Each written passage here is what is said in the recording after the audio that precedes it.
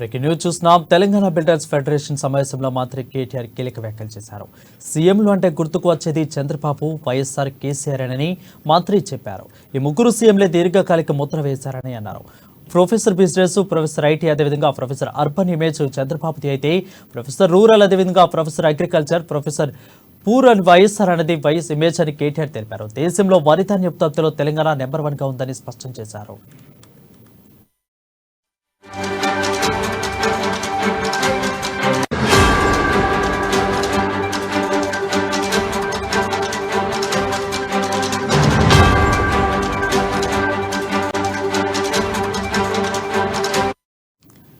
News చూస్తున్నాం. Telangana builders federation సమావేశంలో మంత్రి కేటీఆర్ కీలక వ్యాఖ్యలు చేశారు. సీఎంలు అంటే గుర్తుకు వచ్చేది చంద్రబాబు, వైఎస్ఆర్, కేసీఆర్ అని మంత్రి చెప్పారు. ఈ ముగ్గురు సీఎంలే దీర్ఘకాలిక ముద్ర వేశారని అన్నారు. Professor business, pro IT, professor urban image చంద్రబాబుది అయితే pro rural, pro agriculture, pro poor అన్నది వైఎస్ఆర్ ఇమేజ్ అని కేటీఆర్ చెప్పారు. దేశంలో వరి ధాన్య ఉత్పత్తిలో తెలంగాణ నెంబర్ 1గా ఉందని స్పష్టం చేశారు. 20 ఇళ్ళు ఇక్కడ 25 ఏళ్ళు ఈ నగరంలో నివసించిన వాళ్ళు అందరూ ఇక్కడ ఉన్న వాళ్ళ దాదాపు అందరూ నాకు తెలిసి అయితే 25 ఏళ్ళు ఇక్కడ ఉన్న వాళ్ళే ఉంటారు. వెనక్కి తిరిగి చూస్తే మీకు ఈ 25 ఏళ్లలో ముఖ్యమంత్రులు ఎవరు గుర్తొస్తారంటే ముగ్గురే గుర్తొస్తారు. చంద్రబాబు నాయుడు గారు, రాజశేఖర్ రెడ్డి గారు, కేసీఆర్ గారు. మధ్యలో ఒకరో ఇద్దరు ఉన్నారు కానీ వాళ్ళు గుర్తురారు. ఎందుకు? ఈ ముగ్గురు కొంత ఒక లాంగ్ లాస్టింగ్ ఇంప్రెషన్ వేయగలిగారు నగరం మీద, రాష్ట్రం మీద.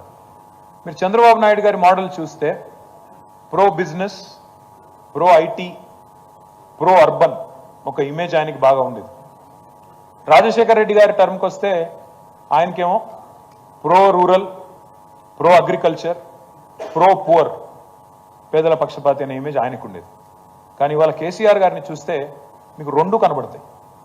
ప్రో అర్బన్ ఉంది, ప్రో రూరల్ ఉంది, ప్రో ఐటీ ఉంది, ప్రో అగ్రికల్చర్ ఉంది, ప్రో పూర్ ఉంది, ప్రో బిజినెస్ ఉంది.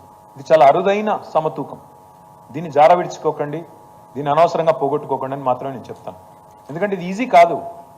మాటల్లో చెప్పినంత ఈజీ అయిపోతే కరెంట్ ఇవ్వడం 65 ఏళ్లలో వాళ్ళు చేసి ఉండాలి. మాటల్లో చెప్పినంత ఈజీ అయితే మంచినీళ్ళు ఇవ్వడం వాళ్ళు ఎప్పుడో చేసి ఉండాలి. ఎందుకు తెలంగాణ భారతదేశంలోనే మొట్టమొదటి రాష్ట్రం అయింది ఇంటింటికి నీళ్ళు ఇచ్చిన రాష్ట్రం? ఎందుకు మిగతా వాళ్ళకి సాధ్యం కాలేదు? ఎందుకంటే వాళ్ళకి ఆ కల్పన లేదు, ఆ కమిట్మెంటు లేదు, ఆ శక్తి లేదు. ఇక్కడ ఒక స్థిరమైన నాయకుడు ఉన్నాడు కాబట్టి, ఆయనకు ఢిల్లీని అడిగే అవసరం లేదు కాబట్టి, ఢిల్లీని అడగకుండానే ఇక్కడ